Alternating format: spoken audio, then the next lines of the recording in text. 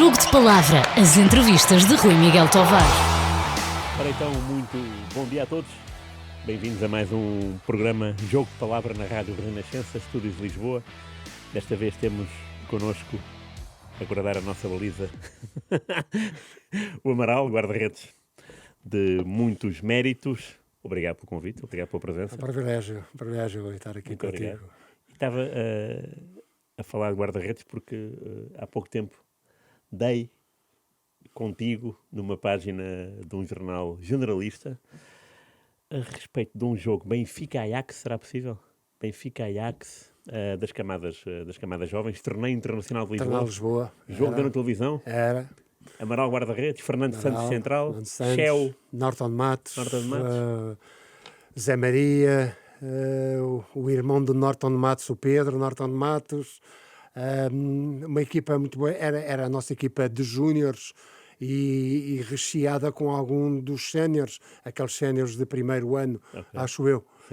E pronto, o Fernando Santos fazia parte da minha equipa de júniores. Não era uma equipa de júniores que tivesse dado assim grandes valores, vá lá, Sim. não é? Já houve outras equipas, por exemplo, nesse mesmo ano o Sporting, a quem o Benfica por acaso venceu numa final também de um campeonato de Lisboa, deu inúmeros jogadores, os Nunes Machados, os Walters, etc. Mas a nossa não deu muito. Não é que não tivesse qualidade. Claro, mas é porque difícil até tinha, entrar, mas não é? às vezes eu lembro-me de uma coisa, e já vou lá a essa tua primeira.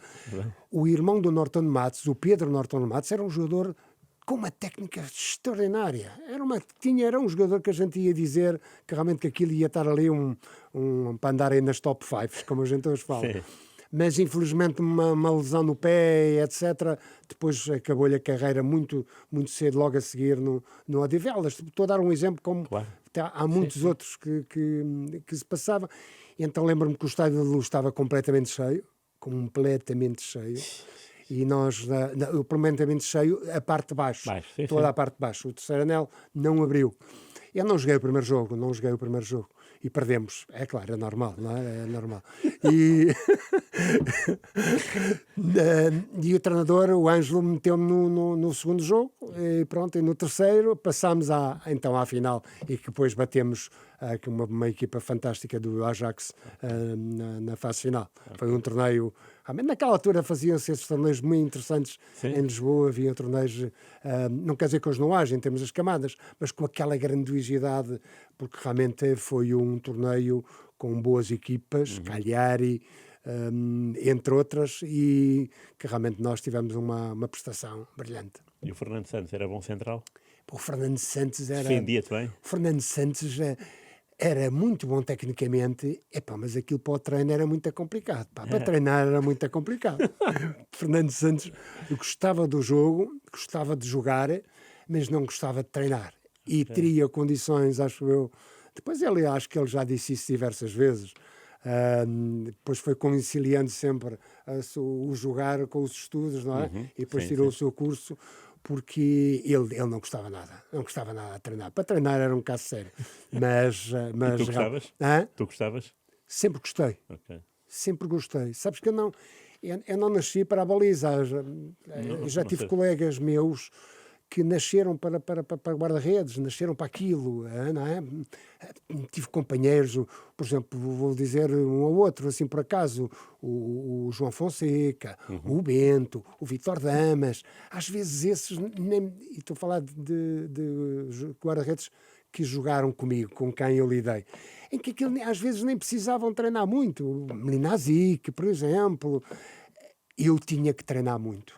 Eu tinha que puxar sempre muito por mim, fazer uma vida extremamente rigorosa e dedicar muito ao treino para manter as minhas potencialidades sempre a um nível muito alto. Porque eu sempre gostei era de desporto. Eu jogava tudo. Nos salesianos, eu joguei hóquei, fui campeão da Universidade Portuguesa de ping-pong. Na altura era o ping-pong. Eu fui campeão da Universidade Portuguesa de handball, com uma equipa de handball extraordinária. Um dos nossos professores era o professor Ângelo Pintado, porque Conheço esse, realmente era do Benfica, Claro. e treinador do Benfica, e era meu professor nos salesianos, e então tínhamos uma equipa de handball fantástica. Eu era um meia-distância muito bom, nem era guarda-redes. Era um meia-distância muito bom, e ele quis-me levar para o Benfica, na altura em que eu vou para o Benfica, ele quis-me levar para jogar handball. Handball. Eu treinei no Benfica handball, juntamente com os irmãos Vasconcelos, nessa altura. Treinei, que ele queria que eu fosse, porque eu tinha condições. Mas depois, na mesma altura, apareceu-me uma carta também do Benfica para ir para o futebol, e depois eu fiz a opção. E fizeste os 2 anos de júnior ou fizeste mais? Não, fiz 2 anos júniores, depois aconteceu esse tal jogo que tu acabaste de falar com o Ajax. Tínhamos uma final de uma meia final com o Sporting, em que eu me lesionei antes no treino, lesionei-me, não joguei essa meia final. Não, desculpa, a final, foi com o Sporting, em que perdemos em casa e fora, levámos realmente, mas depois subi a sénior. Okay. Subi a No sénior. Benfica? No Benfica. Ah, sério? Com quem? Subi. Quem que era o treinador? Era o Jimmy Hagan. Ai, Era o Jimmy Hagan. Era o Jimmy Hagan. Foi naquele ano em que há pouco tempo ainda se foi recordado, foi na festa, no jogo da festa de despedida de Eusébio, em que ele saiu, em que nós tínhamos duas cabines, era os craques e aqueles menos craques, não era? Que éramos 36, acho eu, ou 30 e tal jogador. Éramos muitos. Guarda-redes quem era? O Zé Henrique? Guarda-redes era o Zé Henriques, era o Bento, era eu, e era um rapaz que eu realmente não me lembro o nome, mas depois, entretanto, ele saiu e veio um Álvaro que jogava no Sesimbra. Éramos os 4. Okay. E eu cheguei muitas vezes, quando o Zé Henrique, o Zé Gato, estava com alguns problemas, eu cheguei muitas vezes a ir a suplente do Bento. Algumas vezes eu fui suplente do Bento. E o Jimmy Hagan, como é que era? Bom, o Jimmy Hagan era aquela personagem daquelas histórias todas fantásticas que nós já tivemos, nós conhecemos dele. Era um treinador que acho que mudou muito tudo o que era a condição física do jogo, mudou, porque o Benfica tinha naquela altura dos melhores jogadores, claro, se calhar, em Portugal. Lembro-me que nessa altura houve uma equipa que, só para tu teres a dimensão daquilo, houve uma equipa que foi para o Japão, e a outra equipa foi para os Estados Unidos da América. Pois. E nessa equipa daqueles mais fracos, entre comas, ia o Rui Rodrigues, ia o Pedroto, ia o Shell, sei lá, alguns uns jovens, outros menos jovens, para essa digressão. E então o Jimmy Hagan era muito forte fisicamente, muito rigoroso, muito disciplinador. A gente, ou sim, quer dizer, aquilo não havia hipótese. Ele saía da cabine, apitava e tínhamos que ir todos a correr atrás dele. Ele entrava no campo, lembro perfeitamente, pelas escadinhas para o meio do estádio. Entrava, começava a correr e começava a olhar a ver quem é que chegava atrasado. E depois, no fim do tempo, dizia: o senhor, mais 2 voltas. Chegou atrasado 2 voltas. E ele sabia aquilo tudo, muito rigoroso. A gente acabávamos de correr, agarrávamos nas bolas e: o senhor quer bola? Não há bola, vamos correr mais. Era um... Depois apanhei novamente no Vitória de Setúbal. Foi? Levaste com dose dupla. Com dose dupla. E era exatamente a mesma coisa, não mudava nada. Mas era um homem muito sério, com um caráter fantástico, muito leal com os seus jogadores, apesar da distância que criava com eles, muito leal, um profissional de mão cheia, e a mim, nesse ano, marcou muito na despedida dele, quando ele foi despedido na festa do Eusébio, em que ele, pelos tais motivos que eu te falei, que ele era um observador nato da exigência que punha, houve determinados jogadores que não estavam nessa manhã a fazer as coisas como ele queria. E ele agarrou à noite no jogo e disse: estes não entram. Não entraram. E ficámos todos eu não tinha sido convocado, ficaram todos, acho que o Tony, E Humberto, acho que ficaram alguns craques daqueles de fora. E depois vieram-nos chamar todos para a cabine, em que o Zimiaga tinha dito, ou eu ou eles, pronto, não há hipótese. E ele foi embora. Portanto, os jogadores entraram e foram jogar. Acabou o jogo, a festa, e fomos todos para o Casino do Estoril, para o Underbar, na altura ainda era o Underbar. E estamos todos sentados, está tudo em festa, e vem o senhor Jimmy Hagan com a sua esposa a descer as escadas não, porque aquilo era uma descida normal, com a sua mulher para a festa do Eusébio. Acho que ninguém faria uma coisa dessas. Depois de ser despedido, jamais alguém faria uma coisa destas. E o Jimmy Hagan tinha muito caráter. Eu acho que isso era caráter. Era demonstrar, dizer assim, eu estive bem, eu tomei a minha opção, mas estou aqui da mesma forma para os jogadores, a equipa com quem eu estive. Exatamente. E depois veio o Cabrita. Subiu o Cabrita, não é? Ficou. Depois ficou o Cabrita. Entretanto, foi na altura do 25 de Abril. Foi na altura do 25 de Abril em que ficou o Fernando Cabrita. Pronto, foi diferente, mas era uma joia de um homem, um treinador fantástico. Depois saí dali e fui para o Atlético. Depois saí do Benfica para a Tapadinha. E que tal? Hã? E que tal? Tá bom. Deixa-me só contar um pormenor muito agir de um colega muito interessante que eu tinha com o Fernando Cabrita. Que o Fernando Cabrita uma vez se virou no banco e disse: "Epá, que espetáculo daquele nené que joga tão bem sem bola." E era uma realidade, não era? Uma realidade. E disse um colega meu, que não interessa aqui o nome, dizia só: "Mister, mas ponha-me a mim, que eu com bola é que sou bom. Eu sou bom é com bola, isto é para jogar com bola, sem bola." Mas num género de piada, de brincadeira.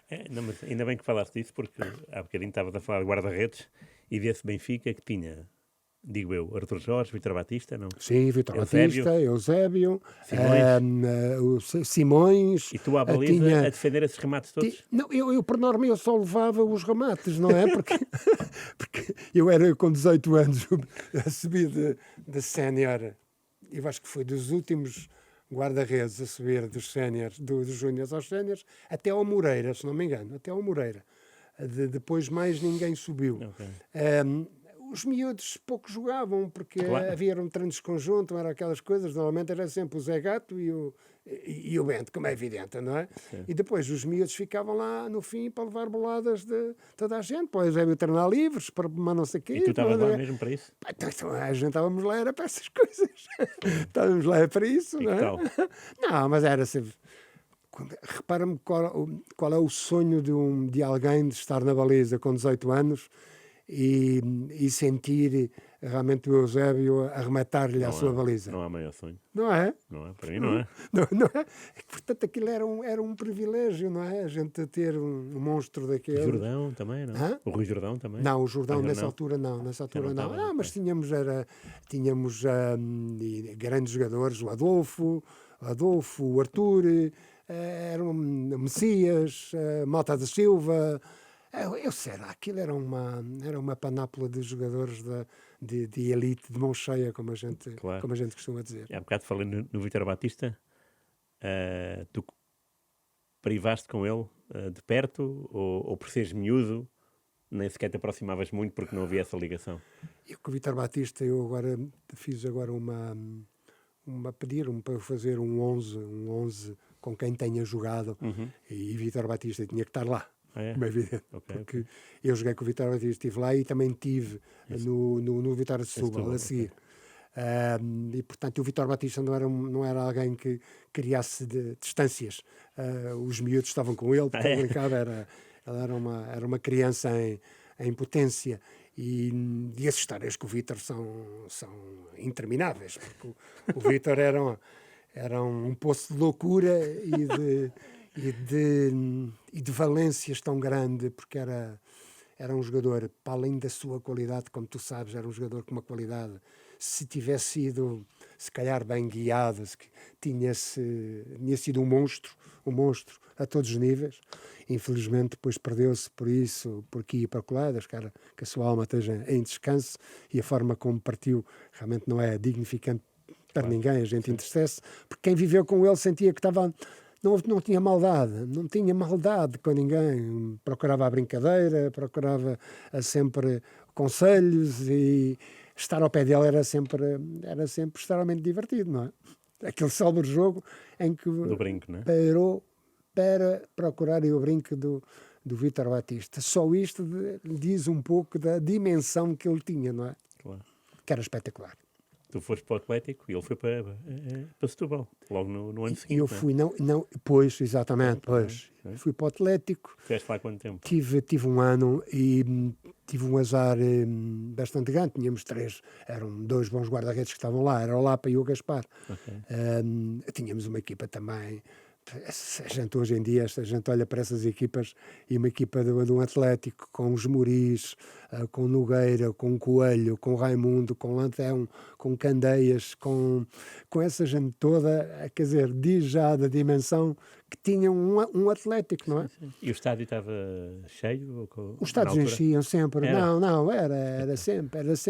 Naquela altura o futebol não é como é hoje em dia, infelizmente. A gente vai aos estádios, ainda há pouco tempo não nos cruzamos, mas sei que me viste na tapadinha. Atlético Rio Ave. Porque eu gosto muito do Atlético, para além do meu neto jogar lá. Eu nasci em Alcântara, sou alcantarense de Gema. O meu pai jogou basquete no Atlético, portanto tenho uma ligação ao clube de afinidade bastante grande, claro, por diversos motivos. E naquela altura estava sempre cheio, os estádios estavam cheios, não é como hoje, que a gente vai e se calhar só num jogo daqueles da taça vê um pouquinho mais de gente, não é? Mas acho que continua a ser aquele clube do bairro em que toda a gente gosta, não é? Sim, ainda claro. Continua a haver aquela rivalidade com o Belenenses, claro, ali bem à parte, que vai ver agora domingo, vai ser o Belenenses Atlético em Belém. E eu, num princípio da época, também se fazia no Estádio da Luz um torneio de Lisboa, em que englobava as 4 equipas de Lisboa. O Atlético era uma delas? Era uma delas. O Atlético era uma delas. O Atlético era uma delas. O Atlético. Exatamente, eram as 4. Eu lembro que no treino fiz uma fratura do perónio antes do jogo. E eu ia jogar. E eu fiz uma fratura do perónio que... Era para quantos meses? Nessa altura era para 4 meses, 3 meses, não é? Perdi a época, porque depois também... Se tu com miúdo não agarras uma oportunidade no princípio com um guarda-redes nessa altura, não é? Se não agarras, depois vai ser muito difícil tu agarrares, claro. Não é? Como é verdade. Então, mas agarraste onde? Agarraste onde essa oportunidade? No Atlético não foi? Depois a seguir, no Atlético não joguei. O meu desejo sempre na minha carreira era jogar, nunca ficar no banco, nunca estar acomodado. Claro. Não importava, nunca liguei muito à parte financeira, nem nada disso, era jogar, eu queria jogar.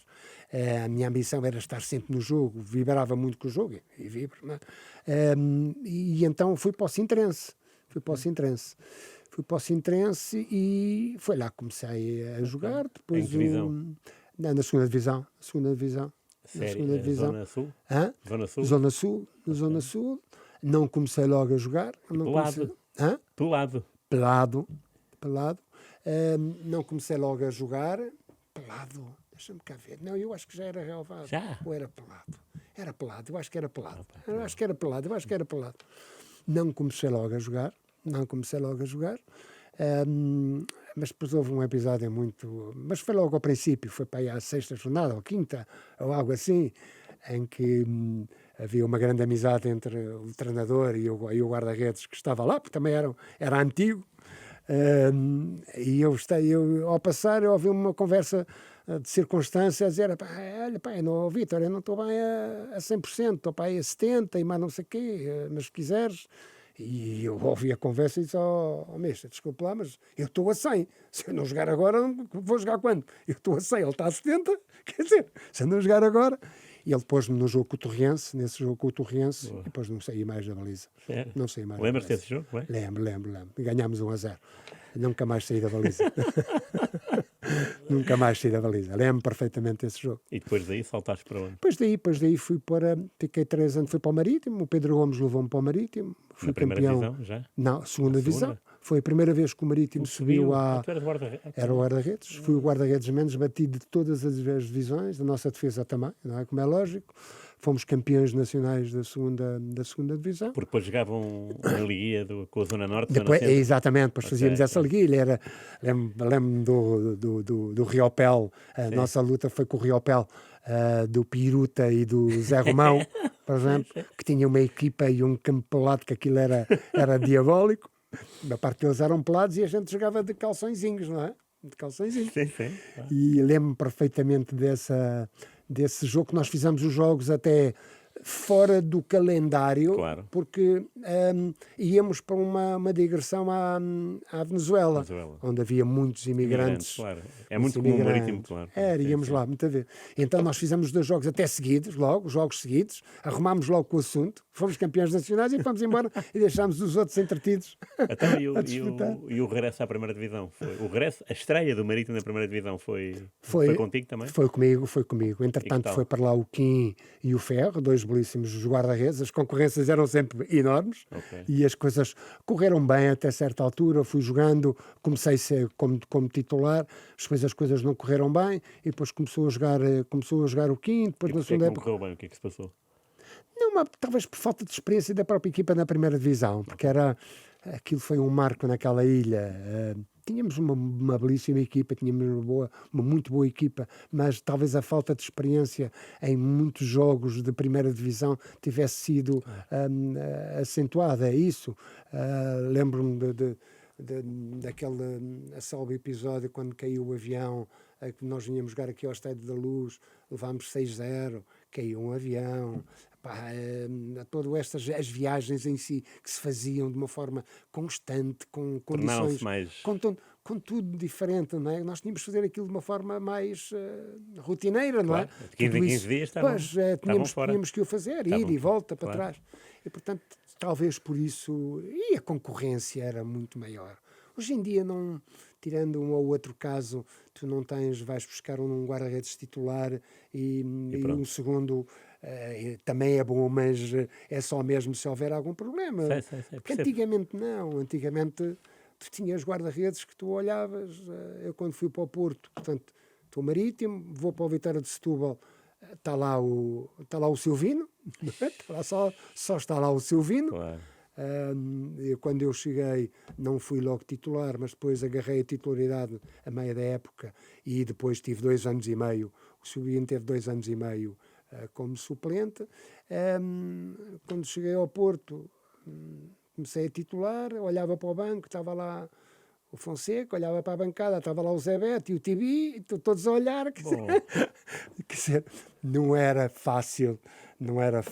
Hoje em dia a pressão é totalmente diferente. Claro. Não tens de te preocupar muito com ultrapassar N obstáculos de colegas que tinham muito valor. E quase todos, tu lembras-te, todos eles eram belíssimos guarda-redes e que jogaram. O Ferro era um guarda-redes do Estoril, se lembras perfeitamente. Sim. Era um belíssimo guarda-redes. O Kim, idem, aspas. Portanto, era uma luta. Por isso é que eu tinha que sempre trabalhar muito. Claro. Tinha que trabalhar sempre muito mais do que os outros. Em Setúbal, quem é que aposta em ti para titular? Quem é o treinador?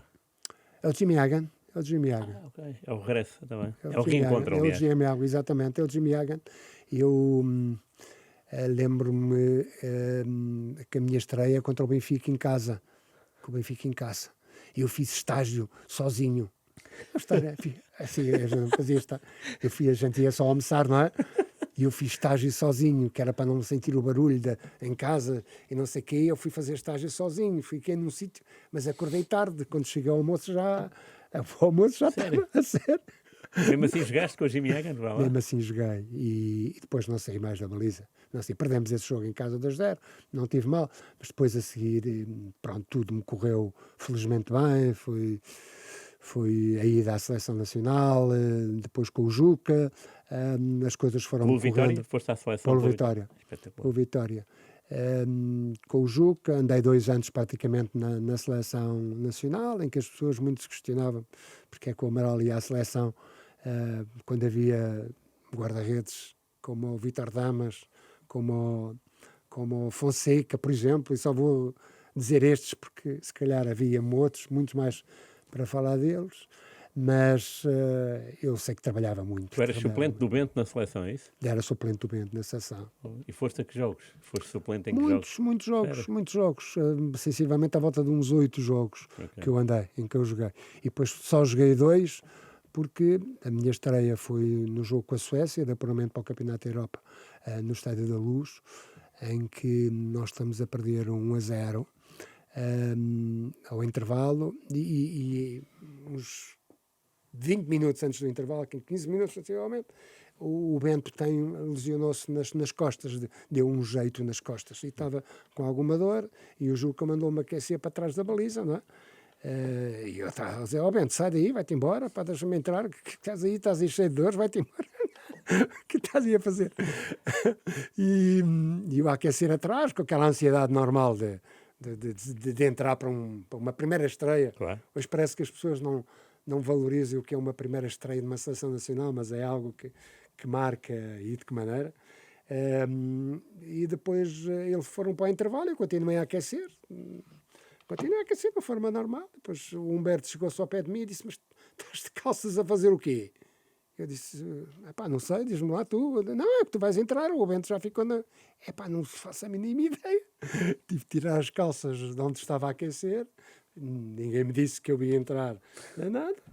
E pronto, e depois chegámos ao empate, a 1-1, e depois nos últimos 10 minutos, sensivelmente, levámos o 2-1, felizmente sem responsabilidade minha. Não.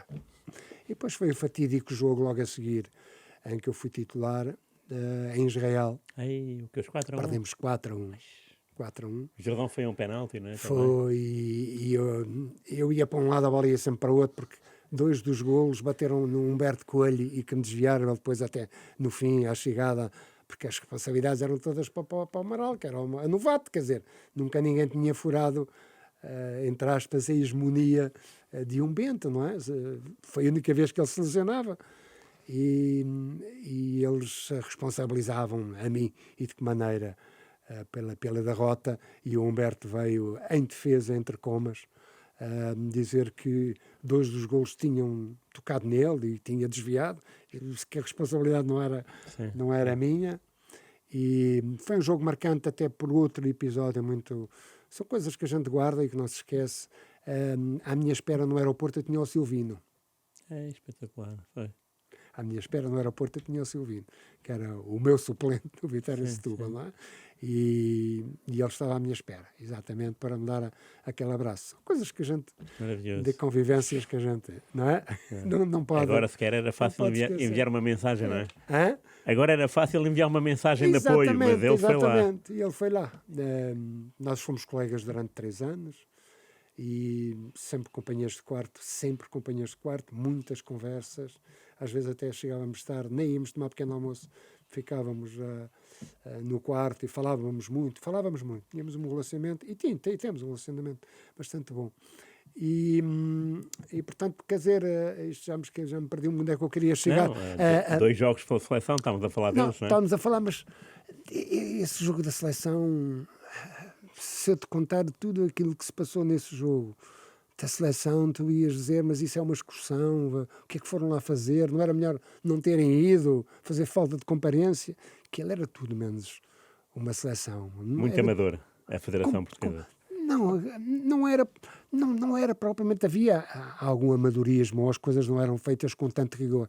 Agora, naquele jogo ultrapassou-se totalmente nós já tínhamos estado na Grécia, na Alemanha, etc., em outro tipo de jogos, e havia alguma, não sei se esta palavra, seriedade, será mais profissionalismo. Agora, aquele jogo ultrapassou as barreiras todas do amadorismo, porque já não tínhamos hipóteses de ser apurados. Sim. E eu acho que houve um relaxamento de toda a gente, especialmente da parte da estrutura. Acho que foi demais. Fomos lá para visitar os monumentos e cada um fazia a sua vida, e aquilo era, rejuntámos-nos antes do jogo para a gente irmos lá fazer um pezinho. Não foi bonito, não foi bonito. Ok. Aí estavas no Vitória. Estava no Vitória. E depois do Vitória foste para... Para o Vitória foi ao Porto. E foi por obra de quem? Quem é que te levou? Eu fiz a minha segunda época, a minha terceira época de Vitória. Eu na segunda época eu tinha assinado por 2 anos e o Vitória de Guimarães o Vitória queria muito que eu fosse para lá.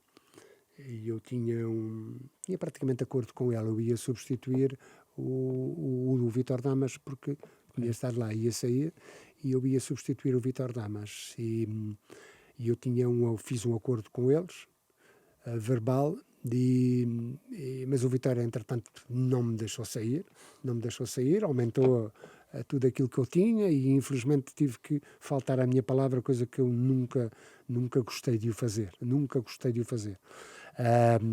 porque sempre me regi por algo que o meu pai me ensinou, que é a gente quando dá a nossa palavra temos que a comer, e pronto, e acabou. E eu acho que isso são máximas que a gente leva na vida, não é?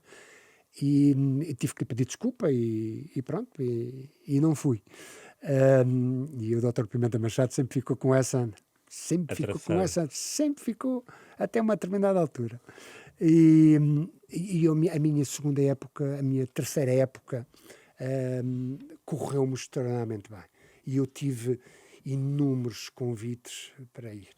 Tinha o Benfica, que queria que eu fosse para lá, tivemos contactos com o meu pai, tive o AZ67 que queria que eu fosse, tive o Flamengo, eu tive uma reunião mesmo no Campeonato da Europa, no Campeonato do Mundo, que o Brasil fez sede em Sevilha, e um dos diretores era representante também da CBF, e então eu fui-me reunir com ele lá para tratar do assunto, para ir para o Flamengo.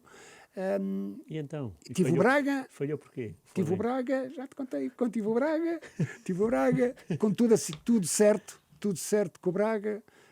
Entretanto falhou, porque eles entretanto contrataram outro guarda-redes, argentino. Okay. E então, Raul, acho eu. E entretanto, houve o Braga, com uma proposta fantástica de 4 anos, mas simplesmente a antiga direção do Porto já me tinha falado comigo, numa fase. E tudo aquilo que eu tinha dito era que, se eventualmente o Porto não quiser, eu aceito. Aí sim. Eu aceito. E eu, quando sou contactado pela antiga direção, e quando entra Jorge Nuno Pinto da Costa e José Maria Pedroto, eles fizeram questão que eu fosse para o Porto. E eu já tinha dado a tal palavra e portanto, eu tive que respeitar, tive que devolver tudo aquilo que já tinha em carteira com o Braga, mas tudo certinho, porque era uma realidade, estava acordado assim, não é? E recusei o convite do Braga, os outros também, muitos não eram aliciantes em termos de objetivos. Eu queria jogar, no Benfica tinha o Bento, era para suplente do Bento, não é? Pronto. E eu perguntei, mas eu não tenho hipótese de lutar pelo lugar, ao menos ter hipótese de lutar pelo lugar, tentar, não é? Mas não, portanto decidi ir para o Porto, com José Maria Pedroto, e o primeiro ano em 82, 83, com Jorge Nuno Pinto da Costa. Espetacular. E chegaste e foste logo titular do Porto? Cheguei, fui logo titular no primeiro jogo da época, contra o Estrasburgo, fui logo titular, e no intervalo estávamos 0-0, e eu e o Romeu vinhamos descansadamente a subir as escadas que daria do antigo estádio das Antas, que era por trás, e ouvimos o apito do árbitro e começámos a correr, e quando eu dou por mim já está a bola lá dentro da baliza. O árbitro começou o jogo sem a gente estar lá. Eu estava no poste, a chegar ao poste, a bola a entrar dentro da baliza. Uma coisa que é inaceitável. E então, esse jogo perdemos 2-1, era um Estrasburgo do Didier Six e outros, era uma equipa muito boa.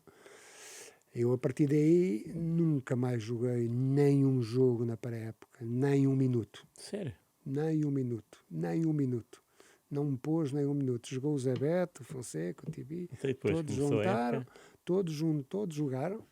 Até que chegou a uma quarta-feira em que houve um jogo em casa que era antes de começar o campeonato, íamos a Portimão. Antes de começar o campeonato, íamos a Portimão e houve um jogo porque o Gomes tinha vindo. Tinha vindo do Rio. Uhum. Tivemos o jogo com o Rio em casa, de retribuição por ele vir, e o Zé Maria Pedroso pôs-me a titular. Ganhámos 2-0, fiz um jogo normal, não fiz nada demais, não fiz nada demais. Fomos para Portimão, fui convocado, cheguei ao jogo e fui titular. Ganhámos 2-1 e ele no fim deu-me uma palmada nas costas e disse-me que estava a ver que não tinha guarda-redes. Nunca mais me esqueço destas palavras dele. Não. Pronto, depois fui joguei. As competições europeias marcaram aqui e acolá, porque apanhámos a equipa que depois venceu a Taça UEFA na altura, foi o Anderlecht, que era uma enorme equipa com jogadores de um nível altíssimo. Aliás, ganhou ao Benfica. Ganhou ao Benfica, Luz. exatamente. Com jogadores fantásticos e isso marcou bastante. A equipa também sentiu um pouco isso. Pronto, e depois a seguir foi um jogo do Setúbal em que também perdemos 3-1 e depois saí da baliza. E pronto, e depois não mais joguei. Ah, não? Não. Porque tu estiveste lá 82, 83, 84. E depois, em 83, 84, É o José Maria... O titular é o Zé Beto? Não, o Zé Beto começa, depois começa em 83, 84. Ok. E eu, em 83, 84, o José Maria Pedroto já estava doente e estavam à procura do guarda-redes, fazer o que é que havia. Ele disse, o professor José Mota disse-me que, olha, não assines por ninguém, porque, calma, o José Maria Pedroto disse, porque não à procura do guarda-redes, para que está lá o Amaral, porque não à procura do guarda-redes. Mas eu queria jogar, não queria estar mais um ano parado. E fui para o Farense. O meu cunhado na altura era um dos braços direitos do Barata, Fernando Barata, e desafiou-me para ir para o Farense. E eu fui para o Farense. Fiz uma boa época, apesar de descermos, mas eu fiz uma época muito boa e como não havia... E tu vê bem o problema que o Porto ficou, que foi buscar ao Boa Vista o titular e o suplente, o Barata e o Matos. Foi buscar os dois. Foi buscar os dois guarda-redes. Okay. Não é? E eu regressei depois no ano seguinte, Artur Jorge, que também tinha sido meu colega no Benfica, tinha sido meu colega no Benfica. Sim. Lembro-me de um jogo em que eu vinha em transfer no aeroporto de Faro para o Porto e para em Lisboa, e a equipa do Porto estava lá, e lembro-me do Artur Jorge, que eles tinham acabado, se não me engano, tinham empatado 0-0 em Alvalade, e que tinha sido praticamente o título, praticamente era o título nacional, em que ele perguntou-me se eu gostava de regressar no próximo ano para o Porto, para lutar com o Zé Beto, e eu disse, claro que sim, lógico que quero, não é? E pronto, e foi assim que depois regressei ao Porto por mais 2 anos. Então viveste a conquista europeia, estavas lá? Sim, toda. Que espetáculo. Grande conquista europeia. E aliás, e na final da Taça das Taças, quem é que era o suplente do Zé Beto? Não foi era, se não me engano, o João Fonseca, se não me engano, o João Fonseca. Se não me engano, o João Fonseca. Não. Não. Se não me engano, o João Fonseca. E foste a Viana? Era. Não, também não fui. Ficaste no Porto? Fiquei no Porto. Ficámos no Porto. Nessa altura não era toda a gente. É verdade. E como é que foi essa época? Porque, entretanto, chegou o Molinaric. Não. Sabes que a gente às vezes, eu nunca arranjei desculpas, nunca por os outros, não, acho que não. A gente tem que se responsabilizar de coisas que nós na nossa vida não fizemos tão bem, se calhar devíamos ter feito de outra forma, mas acho que houve alguma injustiça, vá lá, entre comas, nessa... eu não ter jogado. Porque, infelizmente, o Zé Beto teve aquela lesão gravíssima, e os 3 guarda-redes era eu, o Zé Beto e o Matos. E nós, o Zé Beto era o titular, era um guarda-redes fantástico, com uma agilidade extraordinária, era um leão ali, se pode-se dizer, ou um dragão, lá dentro daquela baliza. Ela era terrível, era ali, era nos treinos, era no balneário, era em todo lado, era terrível tentemos no bom sentido, Sim. muito intenso. E muito justamente era o titular da baliza. E nós só tínhamos que não é? Trabalhar para lá chegar. E a gente alternava os guarda-redes, não é? Alternava os guarda-redes. Lembro que nessa semana nós fomos fazer um jogo contra a primeira equipa e com as reservas contra a primeira equipa da Académica, foi Coimbra, fomos lá ganhar e eu fiz um belíssimo jogo, fiz um belíssimo jogo de treino, não é? Porque era a minha vez de ir ao banco.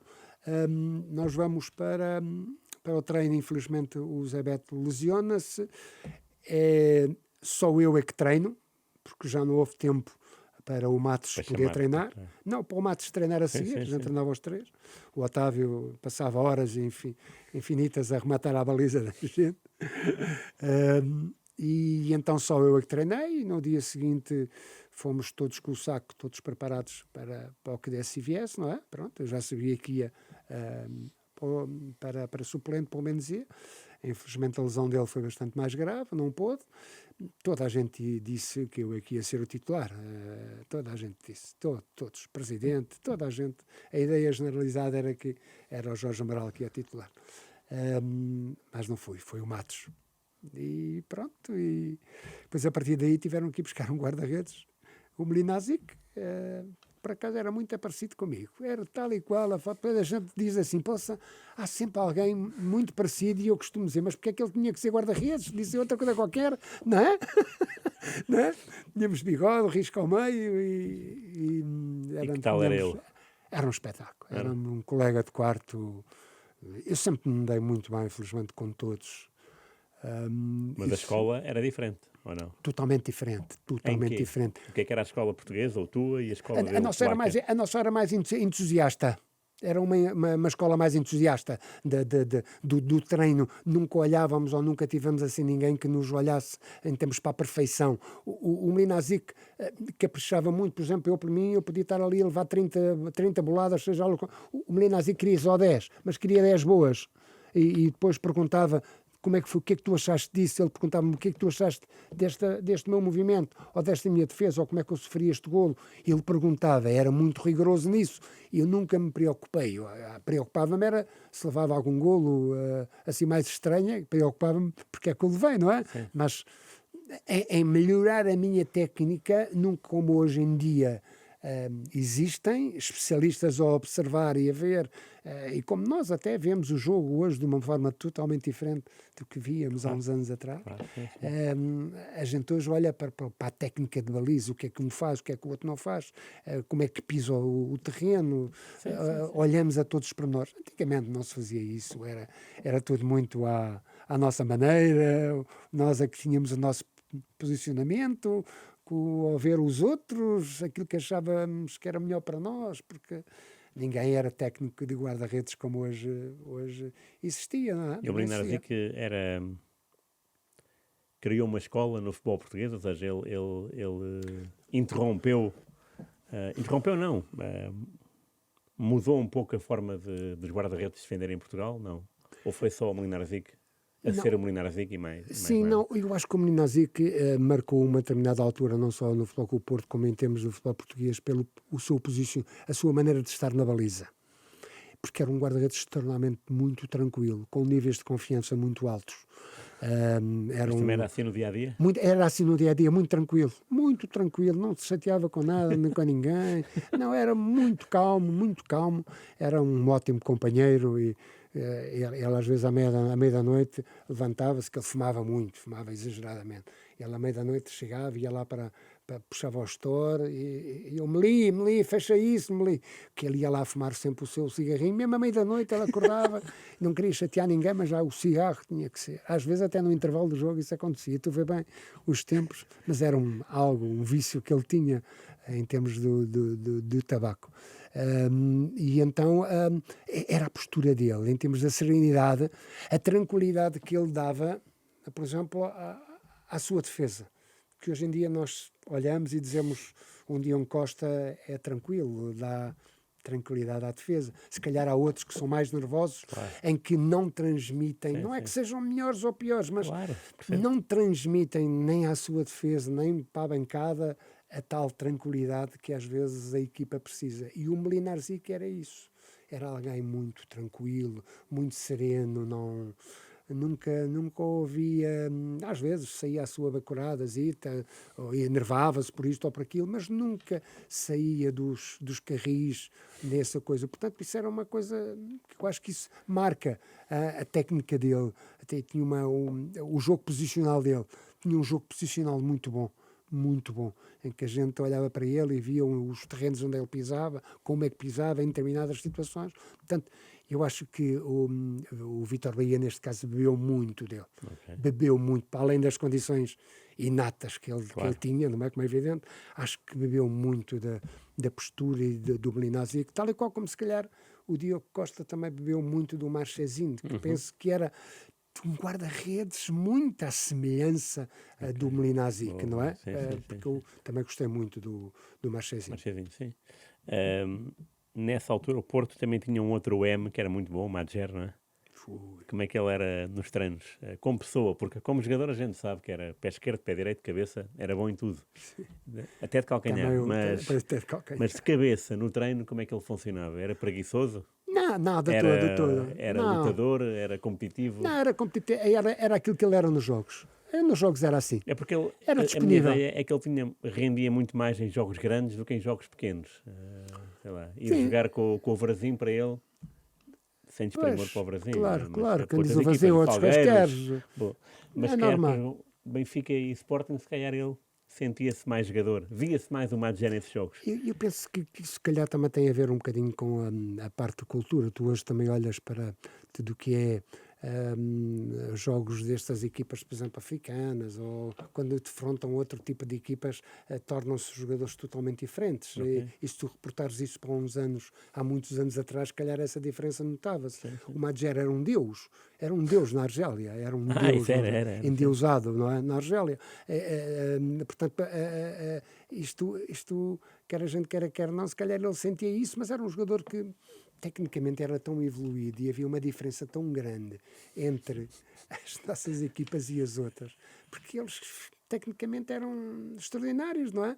E aquela empolgação toda, que a motivação que ele dava a si próprio para esses jogos, era normal que acontecesse. Mas hoje em dia tu também tens muitos que é assim, muitos jogadores que são assim, em que nos grandes jogos, nos grandes palcos eles aparecem e depois nos outros menores. Mas penso que isso era um bocado cultural e ele... havia outros. Eu tive muitos jogadores muitos colegas de equipa que eram capazes naquela parte, se escondiam-se atrás dos anúncios de publicidade, para não correr, para não sei o quê, e depois chegavam ao campo e enchiam aquilo de magia e de disponibilidade física e mais não sei o quê, não é? Percebes?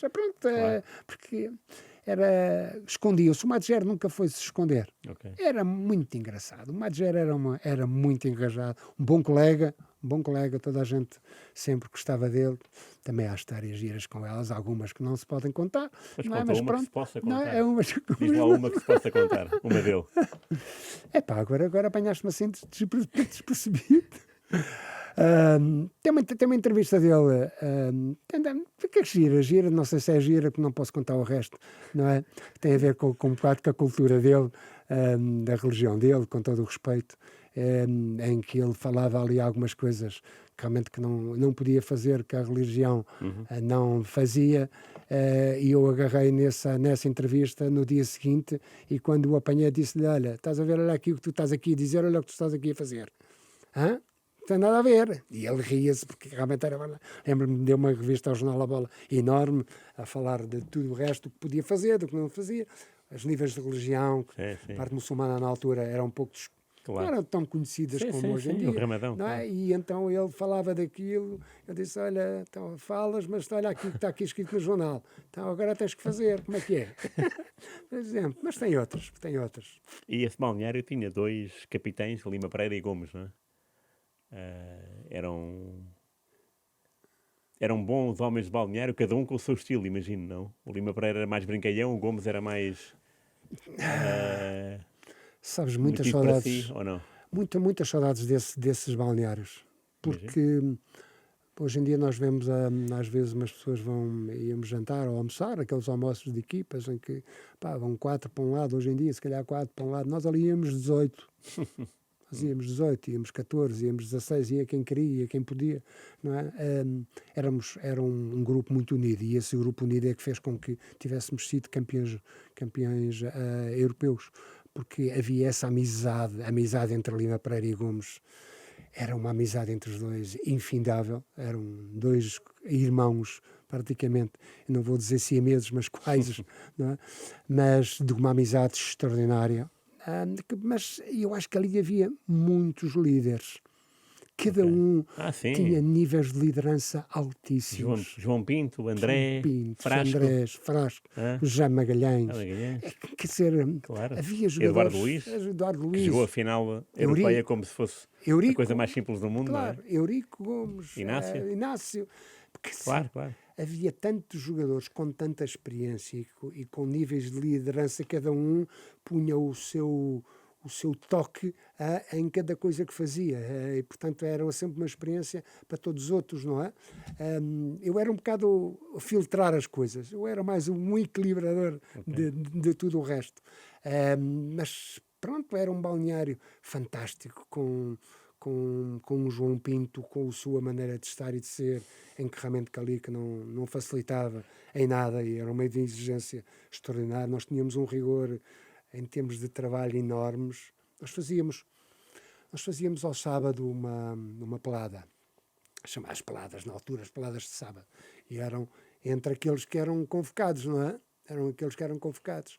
As peladas eram de caneleiras e de pitão de alumínio, durante 12 minutos, 15 minutos, porque aquilo era tão a rasgar, e era esse transfer que nos levava para o jogo. Não havia cá toquezinhos na mão ou na cara e cai, e dói aqui, dói acolá. Não, aquilo era a sério, porque no dia seguinte tinha que ser a sério. Claro. E a gente já levava essa seriedade versus amizade, não é? Dessa pequena pelada, que era uma rivalidade enorme entre as mesmas equipas, só substituições que haviam era quem entrava numa convocatória ou noutra, porque de resto era sempre um Gomes de um lado e por exemplo, e o Lima Pereira no outro, por exemplo. Havia, pronto, essas coisas que se depois transportavam para o campo, e aquilo só podia dar resultado, Há bocado falámos de muitos jogadores e esquecemos de um com quem tu partilhaste estúdio, Futre. O nosso amigo. Como é que foi a ascensão meteórica dentro do Porto? Ele era um miúdo bastante novo, como deves calcular, sim, não é? Com todas aquelas qualidades que todos nós reconhecemos. Aqui houve alguém que teve um papel muito importante, que se chama Otávio Machado. Teve, porque a exigência dele, a exigência e o rigor dele para com o Paulo Futre era uma coisa extraordinária, um controle enorme, porque Paulo Futre, como qualquer miúdo, se calhar naquela altura, com tudo aquilo que tinha, podia haver o deslumbramento, não é? Claro. Havia deslumbramento, normal. E então os próprios colegas também o ajudavam, o punham no sítio. Os mais velhos punham no sítio, não é? Sim. E era um menino que a gente tínhamos ali novinho, em que tínhamos que ajudar a não deixar que ele fosse para fora de pé, não é? Porque podia depois Mas perder. Dentro do campo podia, não é? Hã? Dentro do campo podia ir para fora. Podia à vontade. O Artur Jorge fazia uma coisa com ele que era extraordinária, que eu até falei aqui há uns tempos, que era em comparação com o Di Maria, a dizer assim, mas o que é que nós queremos de Di Maria? É vir ajudar a acompanhar o lateral esquerdo, ou queremos que o Di Maria nos dê do meio campo para a frente qualidade? Não é? Sim. E era isso que a gente pretendia também do Paulo Futre, é que nos desse aquela qualidade do meio campo à frente. Claro.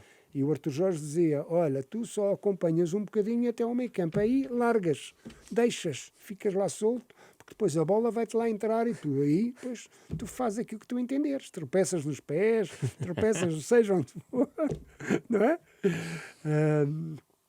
Era um menino que era acarinhado por todos nós, Boa. como é evidente, sem o deixarmos, mas sempre a tentá-lo pô-lo com os pés com os pés no chão, Claro. para poder caminhar, e caminhou, e ganhou aquilo que ganhou, e se calhar, se não tem feito aquela opção que todos nós sabemos, que se tivesse esperado se calhar mais um bocadinho, tinha ido para outro, não era para o Atlético de Madrid, mas se calhar era para um Colosso, porque era realmente, acho que era o espaço que ele merecia, não é? Mas, como eu costumo dizer, a gente fez a nossa carreira, fizemos as nossas coisas, e não podemos estar arrependidos, pá, olha, não fizemos, não, é o que é, Sim, é sim, o que é, claro, acabou, claro. acabou. Por falar em carreira, lembro-me muito bem de um cromo teu no Penafiel.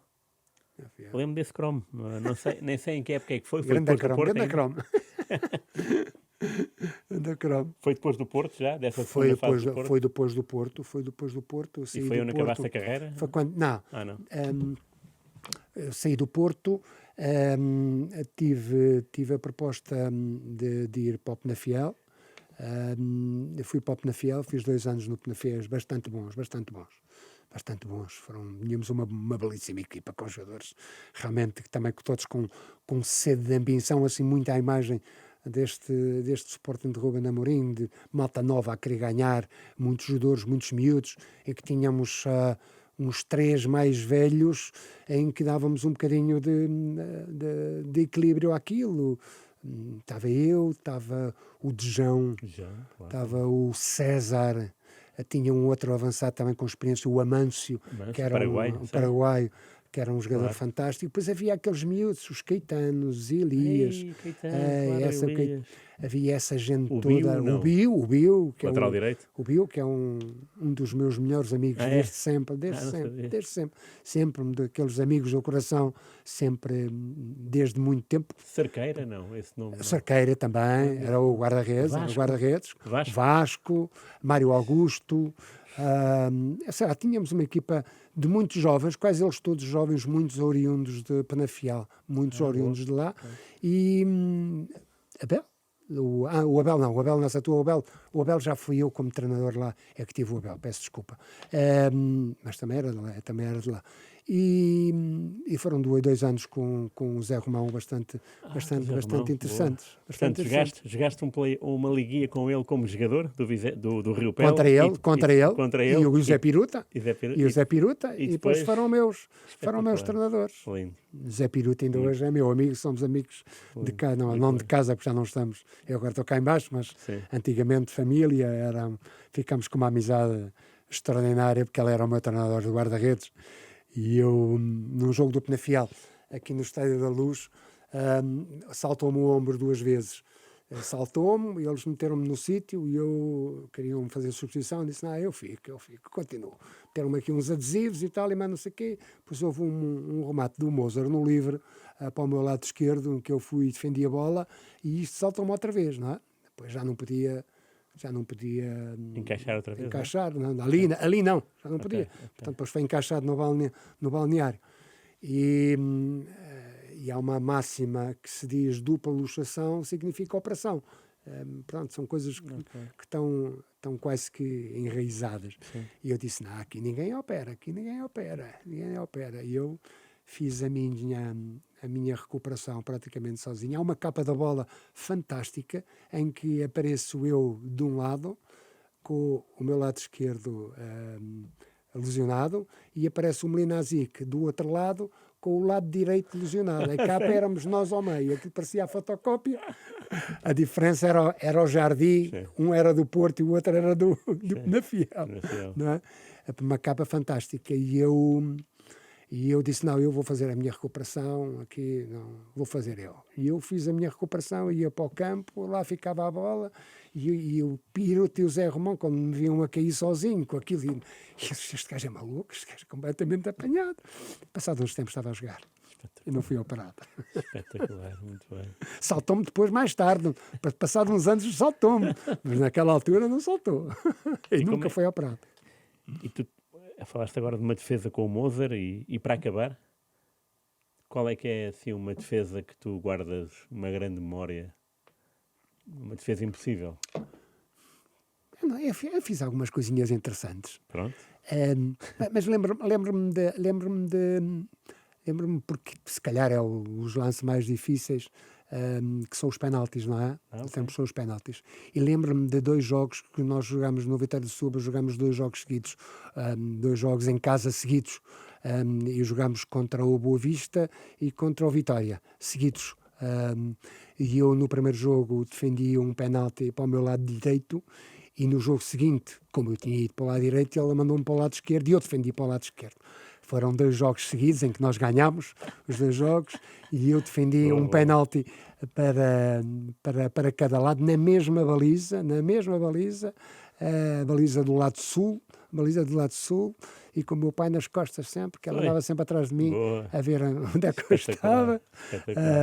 Lembro-me disso, e lembro-me de uma história muito engraçada, também para acabar, dos 3 golos do Jordão em Alvalade. Estava do agora a lembrar-me Sporting disso, mas queria acabar com os penaltis agora. dos penaltis. Agora, olha. Porque tem uma história, Então diz. porque nós vinhamos no comboio, o Sr. José Maria Pedroto chegou e agarrou e disse, olha, atenção amanhã, porque o Jordão vai haver penaltis. Ele tinha uma percepção, não me perguntes porquê, mas tinha, vai haver penaltis, tu já sabes que não te podes mexer, porque ele bate para os 2 lados, tens que resistir ao máximo. E é verdade, e é uma realidade, não é? E realmente no jogo houve 2 penaltis. Eu fui para um lado e a bola sempre para o outro. Mas aguentaste até ao último Não, segundo. eu tentei resistir ao máximo, Só- mas era impossível. Era impossível, porque a maneira como o Jordão punha o pé esquerdo sempre ao lado da bola, e depois como conseguia encostar um lado ao outro, em função do movimento mesmo tardio do guarda-redes, era muito complicado. E depois Mas o outro gol da tarde, do Jordão, gol da tarde, esse gol é... Eu voei até onde podia. Foi realmente sorte também, porque em tudo também tem que haver sorte, mas também intencionalidade. Não de colocar ali, mas de colocar na baliza. Eu lembro-me que saí ao primeiro poste e ele de calcanhar por cima, como a bola subiu, foi-me entrar no ângulo contrário e eu bem voei, sei que voei muito, ainda tenho esse registro em vídeo. Voei, mas nem com asas. espetacular. Oh. E era uma pessoa com quem te davas o Jordão ou só se encontravas nos jogos? Não, encontrávamos seleção, não tínhamos, às vezes morávamos depois também aqui mais perto, aqui em Cascais, mas o Jordão era alguém especial, muito discreto, não era de grandes coisas, era um ótimo colega, não era um adversário com muito respeito, porque ele também respeitava Claro. sempre os adversários. E às vezes são coisas que fazem falta, é ver essa amizade que existia antigamente porque às vezes a gente até se podia chatear aqui e acolá, mas depois acabava e aquilo, nada se passava e havia bastante amizade, que ainda hoje algumas ainda perduram para a vida, não é? E há um pormenor muito importante, que isso parece que não era... Hoje em dia, os meus colegas que eu passei continuam, a gente, quando se trata, ainda continuamos a tratar-nos pelas alcunhas com que nós nos chamávamos, não era pelos nomes, continuamos com o mesmo sentido, como se ainda estivéssemos dentro do balneário. Também é cumplicidade, a partilhar. não é? Muito, havia muita. Claro. Qual é que era a tua alcunha, já agora posso saber? Eu tinha tantas. Alguém? Eu tinha tantas. Olha, Devemos saber? eu tinha uma que vinha do Torres do guarda-redes, por causa dos rabeçados, que era o Lagardère.